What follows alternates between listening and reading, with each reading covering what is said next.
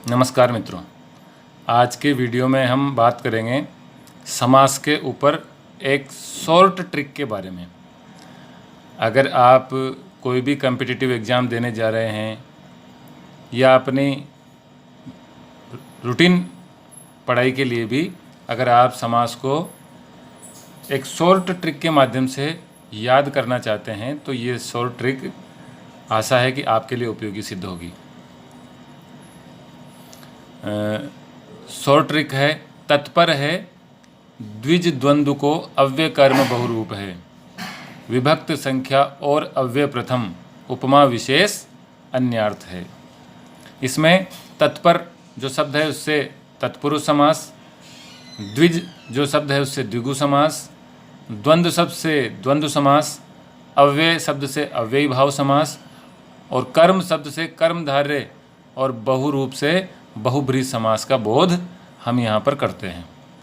तो तत्पर से तत्पुरुष, द्विज से द्विगु, द्वंद्व से द्वंद्व, अव्यय से अव्ययी भाव, कर्म से कर्मधारय, बहुरूप से बहुब्रीहि।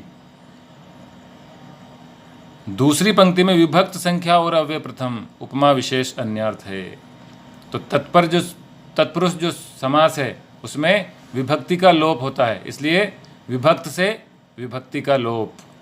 द्विगु जो समास है उसमें प्रथम पद संख्यावाची होता है, तो संख्या यहाँ पर संख्या दी हुई है तो प्रथम पद द्विगु समास में संख्यावाची। और द्वंद्व में और का लोप होता है, माता पिता, रात दिन, दाल रोटी, हानि लाभ, राम श्याम, तो ये और शब्द के लोप को सूचित करता है। द्वंद्व समास में और का लोप। अव्यय प्रथम, अव्ययी भाव समास में प्रथम पद अव्यय होता है, इसलिए अव्यय प्रथम, तो प्रथम पद अव्ययी भाव समास में।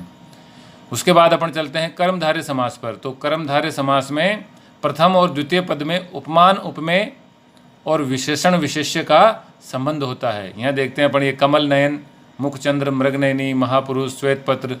कमल नयन यानी कमल के समान नेत्र, तो उपमान उपमेय का संबंध। मुख रूपी चंद्र या चंद्रमा के समान मुख, तो उपमान उपमेय का संबंध। मृगनयनी, मृग के समान नेत्रों वाली, उपमान उपमेय का संबंध। और महापुरुष, महान है जो पुरुष, और श्वेत पत्र यानी श्वेत है जो पत्र, तो यहाँ विशेषण विशेष्य का संबंध प्रथम और द्वितीय पद में प्रकट होता है।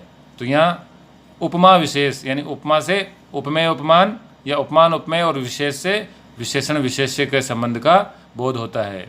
अंत में चलते हैं बहुब्रीहि समास।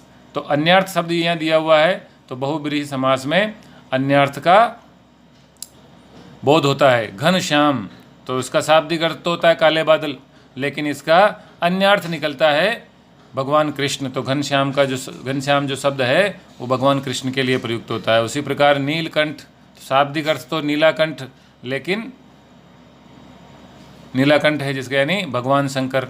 गजानन यानी भगवान गणेश। चतुर्भुज यानी भगवान विष्णु। और दशानन यानी 10 भुजाएं, 10 सिर, 10 आनन यानी 10 सिर वाला यानी रावण। तो इसका अन्य अर्थ निकलता है, जो उसका शाब्दिक अर्थ है उससे भिन्न अन्य अर्थ यहाँ बहुब्रीहि समास में निकलता है, उसका बोध होता है, इसलिए अन्यार्थ शब्द यहाँ पर आया है। तो क्रम से तत्पर के लिए विभक्त, द्विज द्विगु के लिए संख्या, द्वंद्व के लिए और का लोप, अव्यय में प्रथम पद अव्यय, कर्मधारय में उपमा और विशेषण यानी उपमान उपमेय और विशेषण विशेष्य, और बहुब्रीहि समास में अन्यार्थ। तो इस प्रकार क्रम से प्रथम पंक्ति और द्वितीय पंक्ति में आपके लिए शॉर्ट ट्रिक बनाई गई है। आशा है कि यह आपके लिए उपयोगी सिद्ध होगी। यहाँ अपन उदाहरण को भी देख लेते हैं। गुरु दक्षिणा, गुरु के लिए दक्षिणा, तो संप्रदान कारक, चतुर्थी विभक्ति का लोप, पूजा घर, पूजा के लिए घर। पथ भ्रष्ट, इसमें पथ से भ्रष्ट यानी अपादान कारक, पंचमी विभक्ति का लोप है। गंगा जल यानी गंगा का जल, संबंध काकी के, षष्ठी विभक्ति का लोप। उसी प्रकार यहाँ पर प्रथम पद संख्यावाची में त्रिमूर्ति, 3 मूर्तियों का समूह, नवरत्न, 9 रत्नों का समूह, शताब्दी, 100 वर्ष, त्रिभुज, 3 भुजाएं, पंचरात्रि, 5 रात्रियों का समूह, माता पिता, माता और पिता, रात और दिन, दाल और रोटी, हानि और लाभ, राम और श्याम। इस प्रकार से और का लोप इनमें हो रहा है। यथाशक्ति, तो यथा, आ, भर और बेखबर में बे, तो इस प्रकार प्रथम पद अव्यय यहाँ पर हुआ है। तो इस प्रकार ये सारे शब्द आपके लिए उदाहरण के लिए दिए गए हैं और उम्मीद है कि ये वीडियो आपके लिए उपयोगी सिद्ध होगा। और इसमें कोई भी आप सुझाव, जानकारी या कोई भी आपकी क्वेरी है तो एक बार इस कमेंट बॉक्स में लिखें, और इसको और कैसे सुधारा जा सकता है आपके सुझाव आमंत्रित हैं। और भी वीडियो अगर आप चाहते हैं तो कमेंट बॉक्स में ज़रूर लिखें। धन्यवाद।